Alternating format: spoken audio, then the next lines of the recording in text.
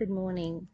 This is Black Crow Walking, coming to you from Australia, and I'm bringing you today A Course of Love by Mari Perron. We're up to chapter 10, which is exciting, use and understanding. So today we're looking at the body as we were yesterday, and I'm just going to reread yesterday's chapter 10 verse 5 for those of you who have not tuned in to yesterday's reading yet, just so you can catch up. For those of you who have been journeying long, as well as those of you just beginning, this abandonment of the body as your home and source of all you are is the greatest hurdle to overcome. As you observe the body and dare to think of life without it, you again and again encounter its reality. When its awareness begins to leave you is just when you may be beset by headaches, back pain, and other serious maladies. This is the separated self that you have made, calling you back to the body to prove to you that it is insurmountable. Many people at this point try to think these maladies away, and when they do not succeed, they see this as further evidence of their entrenchment in the body. Beware all attempts to think the body away, to think miracles into existence. This desire merely shows you know not the source of healing and are not to be healed. Well, that's a challenge, isn't it? What is it to know not the source of healing? And who is the source of healing? And what's it got to do with our physical beings, our body? The answers, my friend. So let's see what number 10:6 says. So we're up to today's now. That you are not ready does not mean you will not be ready, just as having lost something does not mean it no longer exists. That's a good point. Yet your separated self would cite all evidence of its failure to be other than separate, and be quick to point out to you the impossibility of being other than what you are, a body. That is the fact. It whispers constantly in your ear. The lie that it would have you believe makes all else you would learn here as impossible as this.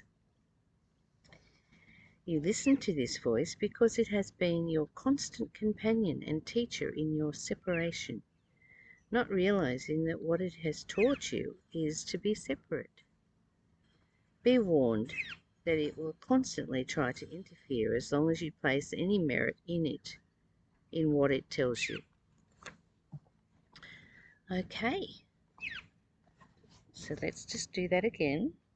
That you are not ready does not mean you will not be ready. Just as having lost something does not mean it no longer exists. That's such a good point. Yet your separated self would cite all evidence of its failure to be other than separate, and be quick to point out to you the impossibility of being other than what you are, a body. Yeah. We have so much resistance, don't we? To anything new.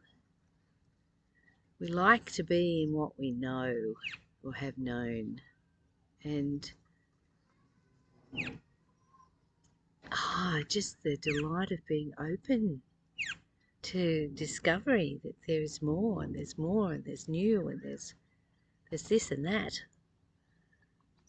You know, it's exciting to not be stuck in that rut thinking the body is you. This is a fact. It whispers constantly in your ear the lie that it would have you believe makes all else you would learn here as impossible as this.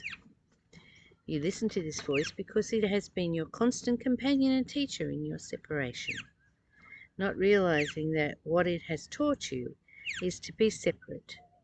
Be warned that it will constantly try to interfere as long as you place any merit in what it tells you. Yeah, we fight for what we know, don't we? But are we open to the unknown? This fathomless, formless being that we are.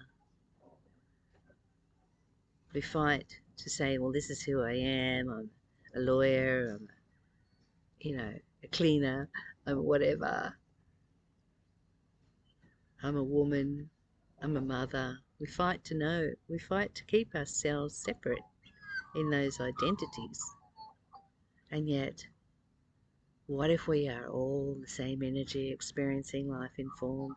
And what if this tree that I'm seeing next to and these amazing pelicans that are all around me and this water that's in front of me, what if that's all the same energy that's inside me? It's a good thought, isn't it? I like that thought. It rings true to me. Think of another, a teacher or a parent whose voice you hear as you go through your day. Whether you want to hear this voice or not, whether this voice was wise or foolish, the very repetition of this voice keeps it in your memory.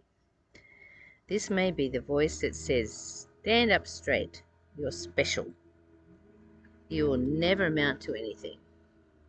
Many of you may have used therapy to still the negative messages that you hear, and after much effort succeeded in replacing what was negative with messages of a more positive nature. And these are but messages of an outside source. That's right.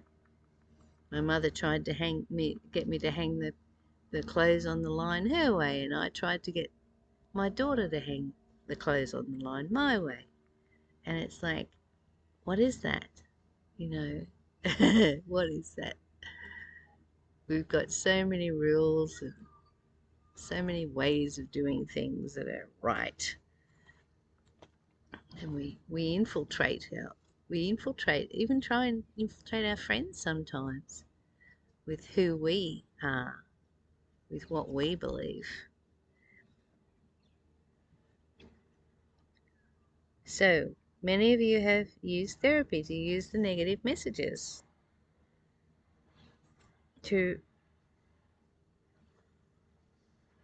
many of you have used therapy to still the negative messages that you hear, and after much effort succeeded in replacing what was negative with messages of more positive nature. Well done you.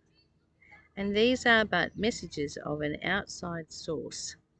Your own thoughts are much more persistent and insistent than these. They have been with you longer and more constantly. Vigilance is needed to dislodge them. So that's it for now, folks. I love you. Bit of interference on the outside here. Bye for now.